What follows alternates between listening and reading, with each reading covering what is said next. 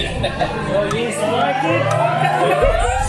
is the Builders Business Success Podcast for builders who want to attract more quality clients who aren't price-focused, eliminate cash flow pressure, and get paid for every quote.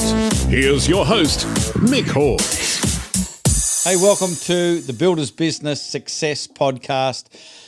Why do we have this podcast? Well, from talking to so many builders, they are so busy doing their business. There's so much to do in a building business. How are you meant to go out and mine all of the dirt that's out there to get to the gold that will make a difference to your building business? It's a whole job on its own.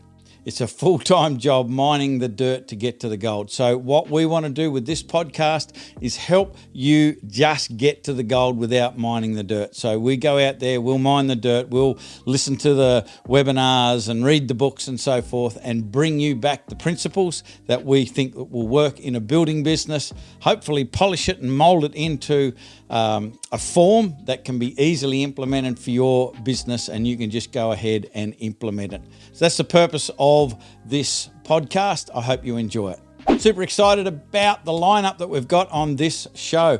So first up, we're going to be talking to a really great friend of mine, Emma Purcell. She's absolutely a lovely lady, and she's going to help us understand about how we deal with these challenging times, how we can protect ourselves from any sort of negative thinking and those sorts of things that can really create ineffectiveness and create unnecessary problems in our building business. So that's going to be fun. We've also got our regular segment, What Did I Say?, which is an excerpt from a conversation with our blackbelt members. Hopefully it'll be interesting. Hopefully it will be valuable. And we're also going to do a tech review, and I'm actually wearing what I'm going to be talking about. So let's now listen into our conversation with Emma Purcell.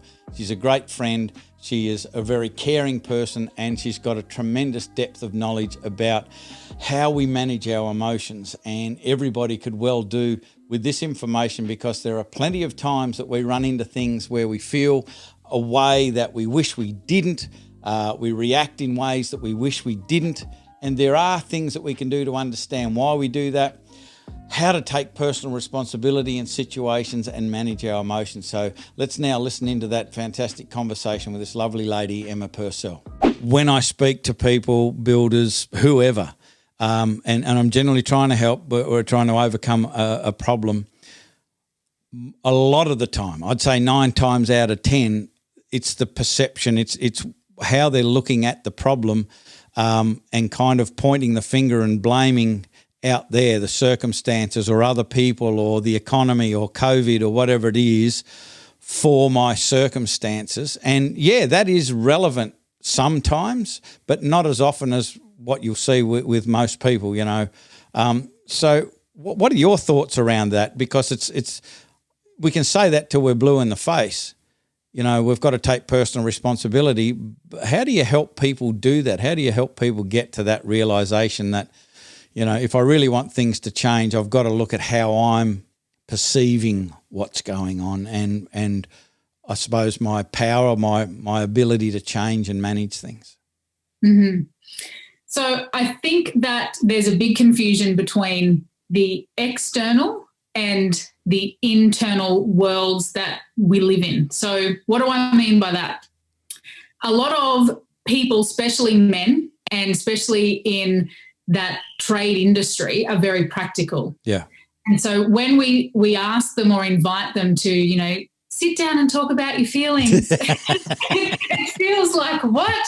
Because, you know, there's this real provider thing going on of like, no, we just need to figure out where I'm going to get the next job from, or where I'm going to make money from, or how I'm going to pay that bill, or how I'm going to have a result for this, right?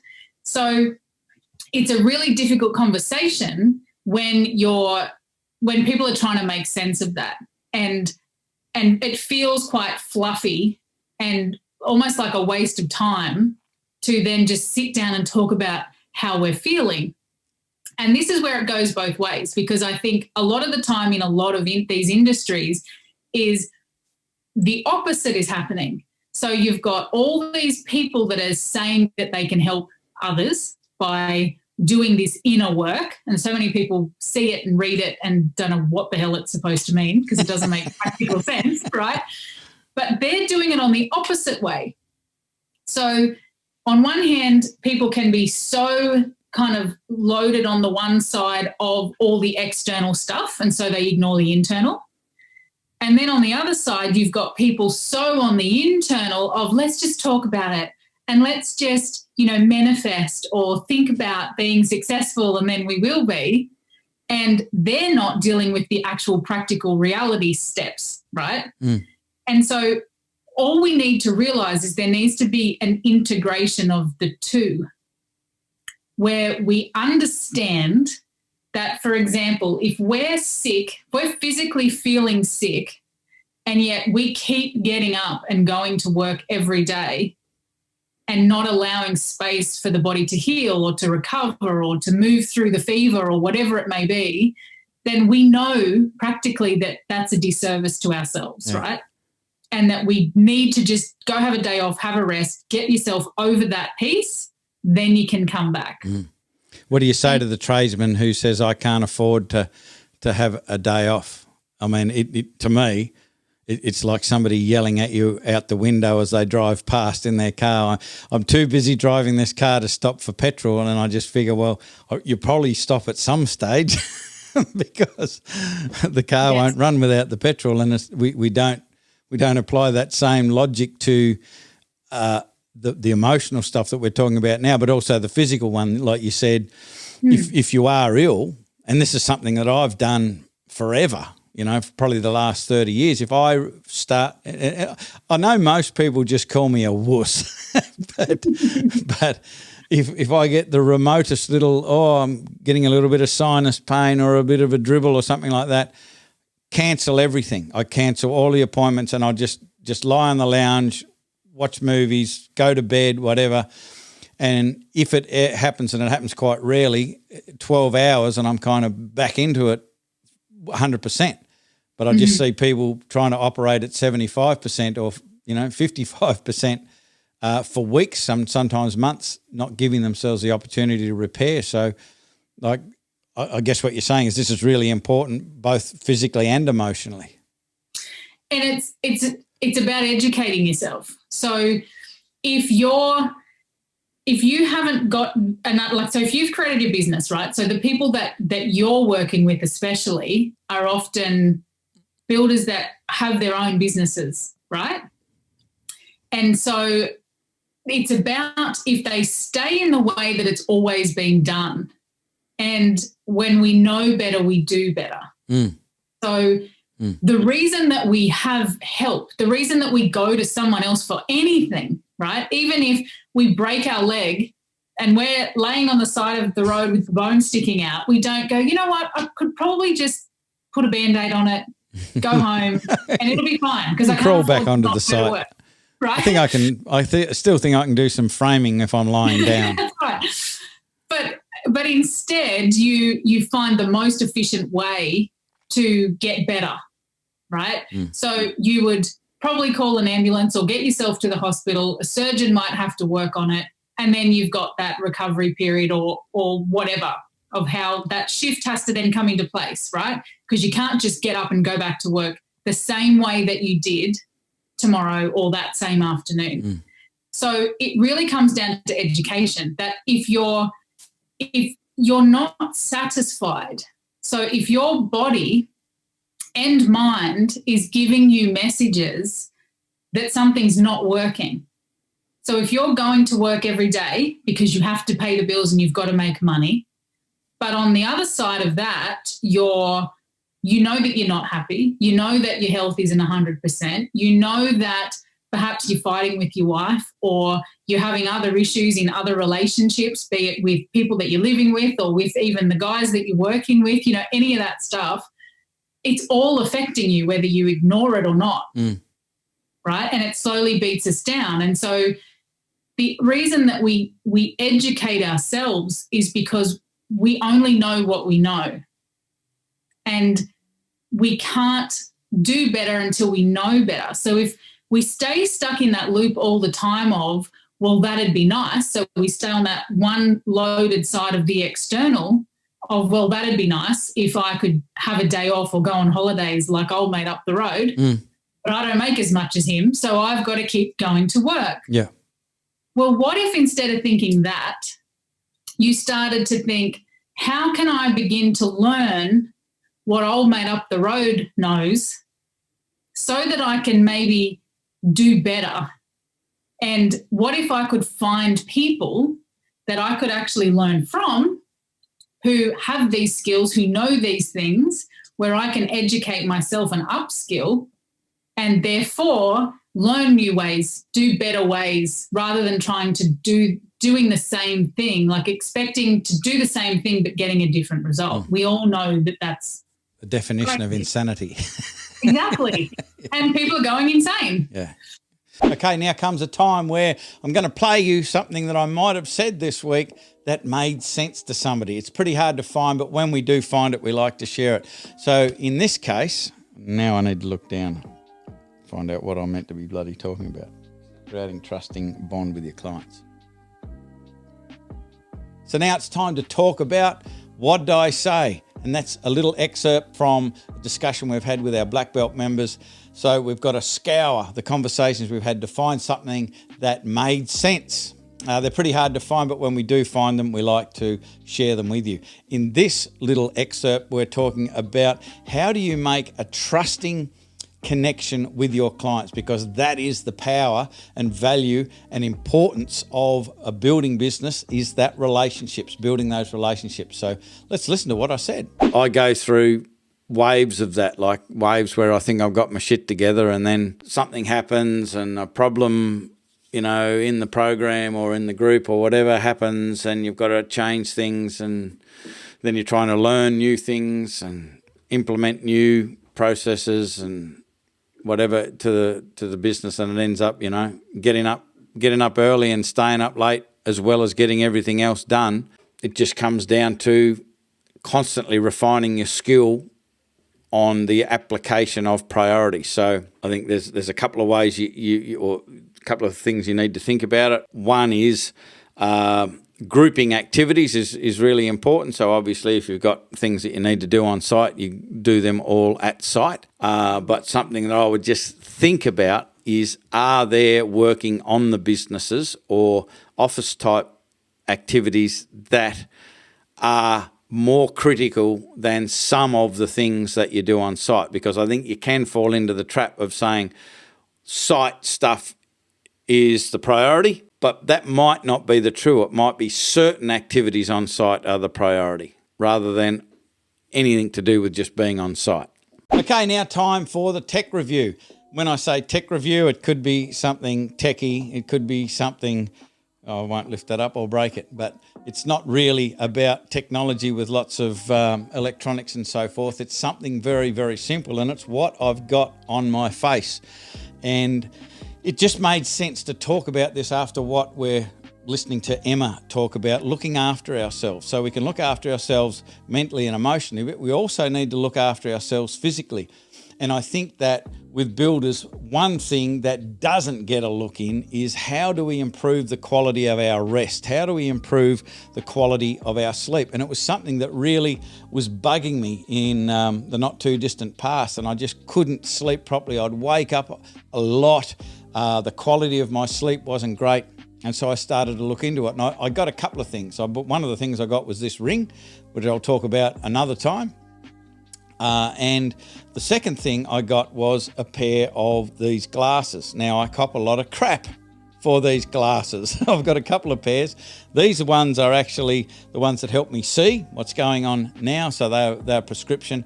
And I got these from Swannies. So these particular glasses are Swannies. I do have another set that aren't prescription, and I use them at night time for just watching TV. And so the key with these glasses is that it blocks out blue light.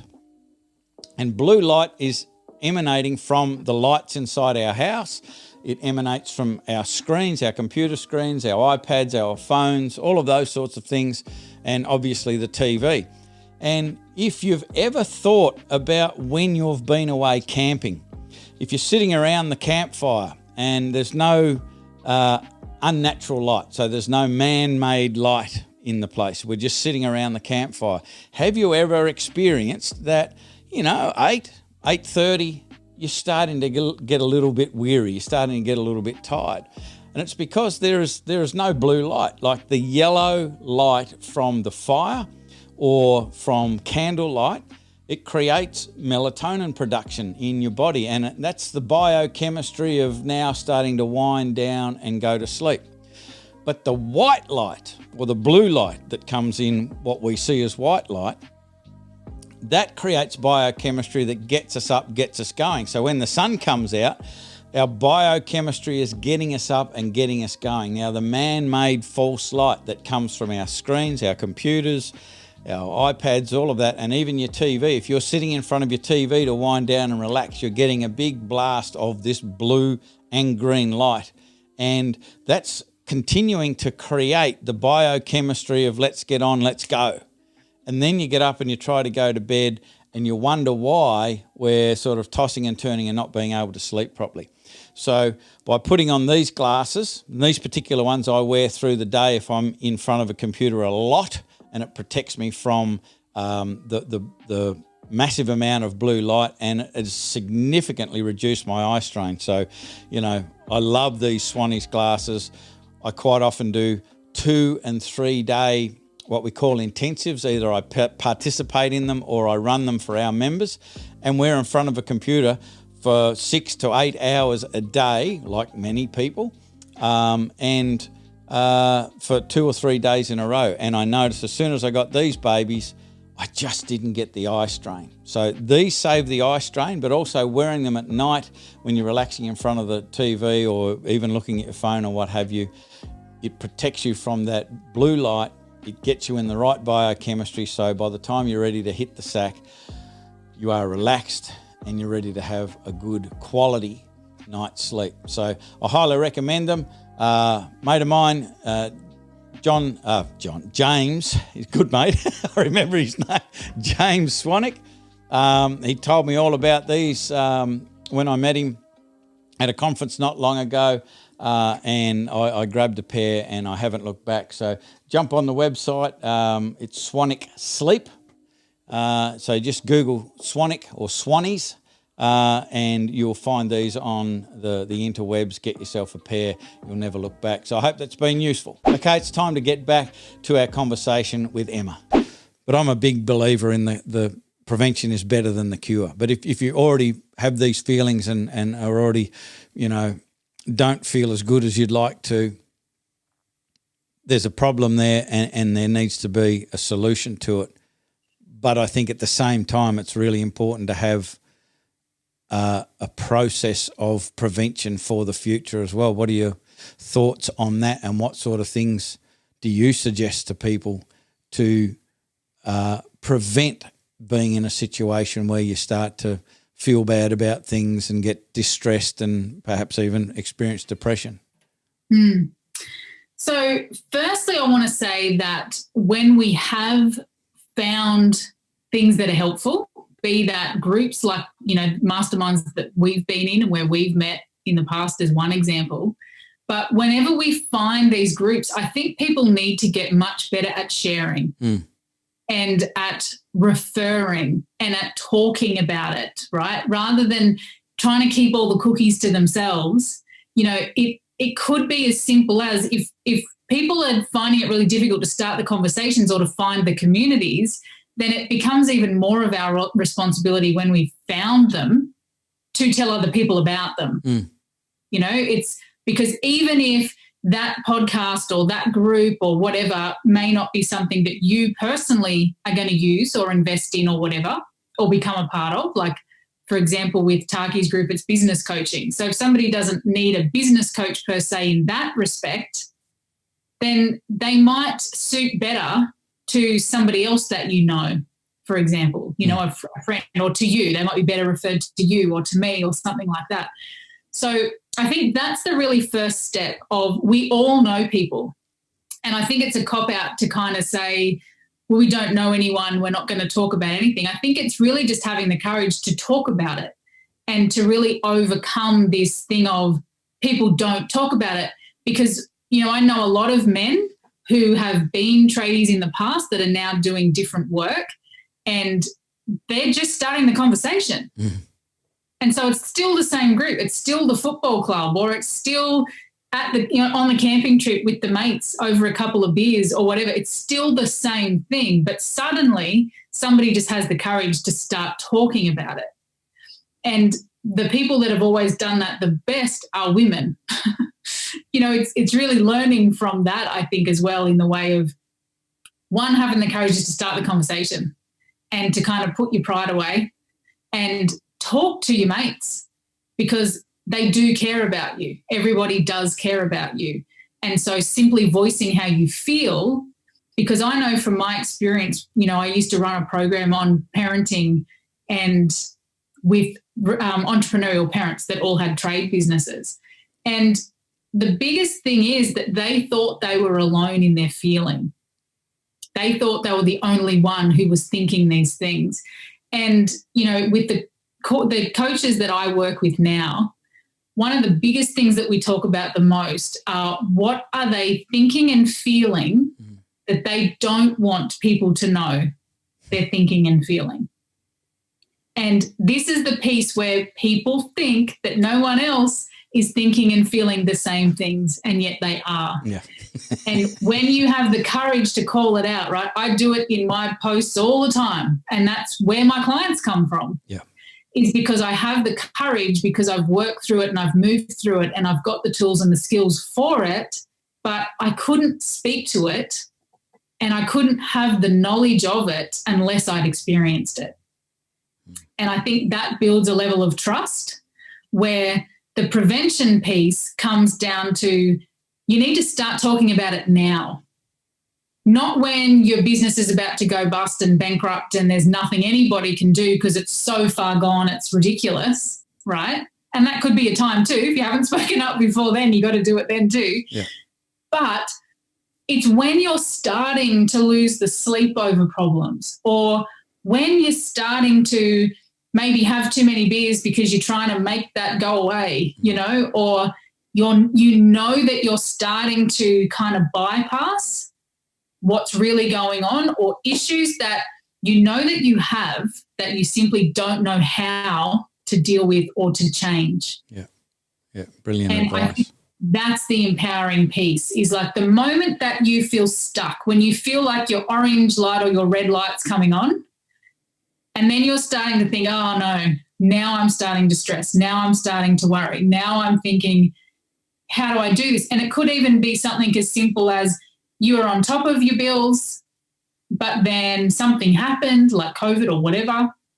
Other people stop paying, and now this new problem occurs where possibly cash flow is shifted or something like that, right? That's going to create a new problem and a new stress.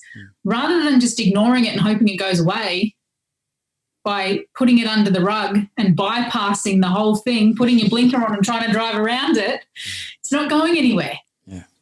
And this is where we as individuals need to start to listen to ourselves. This is the internal work that I was talking about. It's one thing to say, well, if I just go and make more money, but you've never made more money than you've made for the past 5 years, right? You've had that same sort of average income, or you can only build so many houses a year. Well, then not dealing with the internal thing of, I'm starting to get behind on cash flow. This is going to create a much larger problem in the future, which I can see, but I need to just go make more money. And so the bypassing then could look like, I'm just going to put more hours in. But putting more hours into the same 5 houses is still, and not taking the holiday because now you're so concerned about, well, I feel guilty for going on holidays because now I've got a cash flow problem. Yeah, but you're still only building 5 houses a year. So nothing's changed. Nothing will be different. Just because you're working, physically showing up more, isn't going to allow you to make more money. Yeah. And it's not going to solve the issue, right? So that's when you've got to sort of get to that orange light and start to put your hand up and say, we could have a problem if this keeps rolling this way. And who can help me with that? Yeah.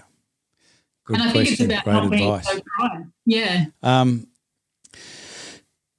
One question that I often pose in our Facebook group, in a business, which human part of the business is the most important? Is it the business owner? Is it the team? Is it the customer? Very rare. In fact, I can't remember anyone ever saying the business owner. The smarter people will say, oh, it's the team. It's definitely the team. Most people say it's the customer. You don't have a business without a customer. Well, I get that.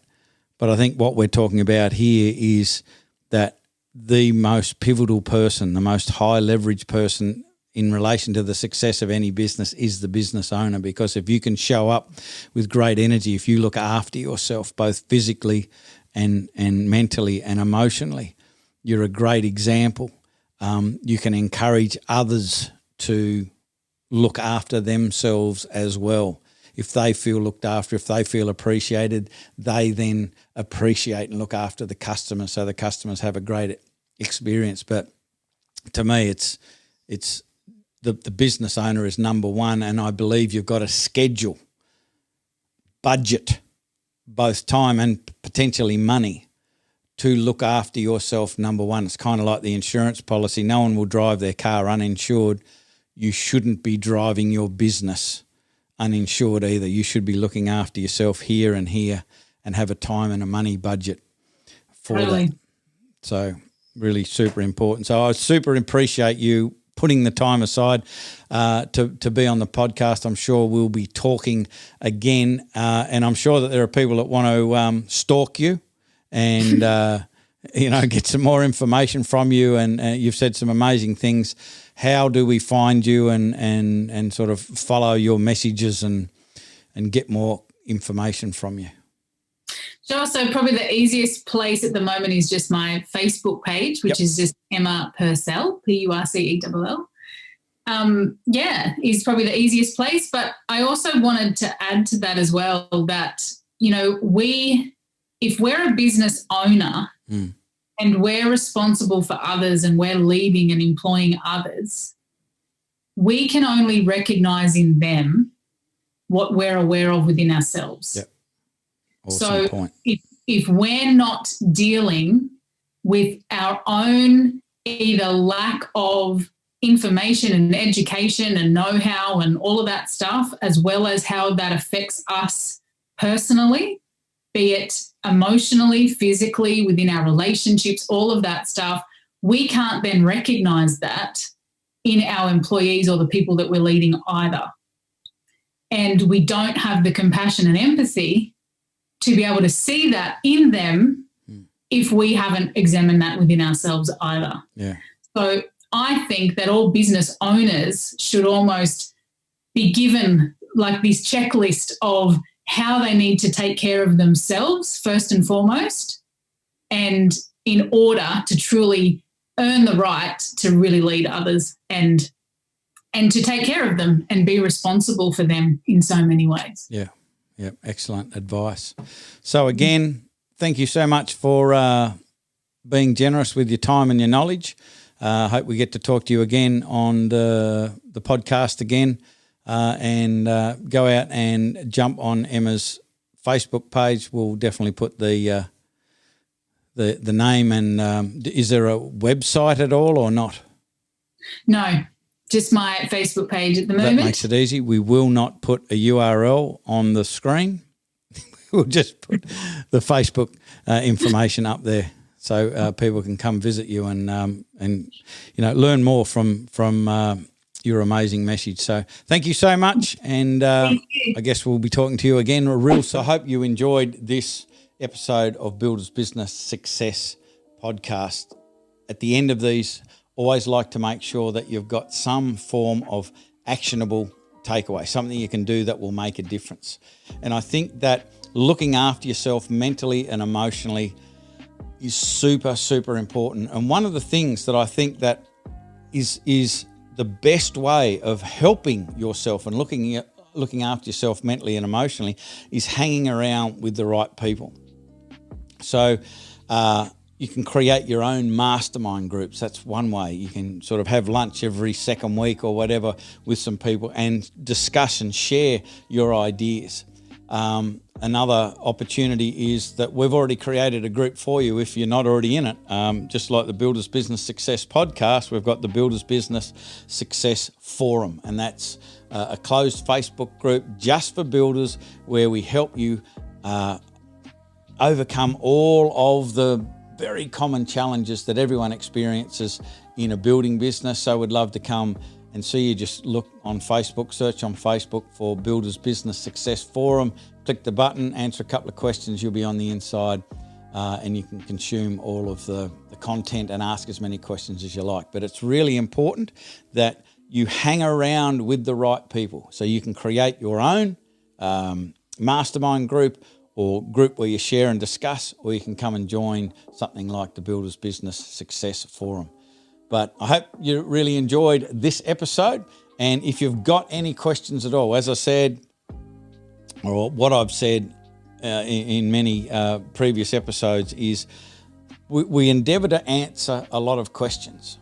But quite often through the process of answering questions, we create more questions. So if anything in this episode has created questions for you, you thought it's a great idea, I'm just not quite sure how to do it, and you need a hand with implementation, we're here to help. So all you need to do is you can press the button underneath this video, depending on where you're watching it. If you're watching it on our website, you can just press the button. You can schedule a call. I can answer your questions.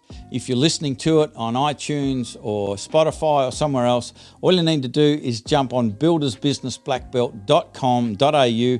You'll come to a page here, the top of the page, book a call. All you need to do is press the button, fill out a little form, we'll jump on a call and start answering your questions and help you out. So I hope that's been helpful. Look forward to having you back to another episode of Builders Business Success Podcast. I'm Mick Hawes, Builders Business Black Belt. Bye for now. Okay, that's the podcast.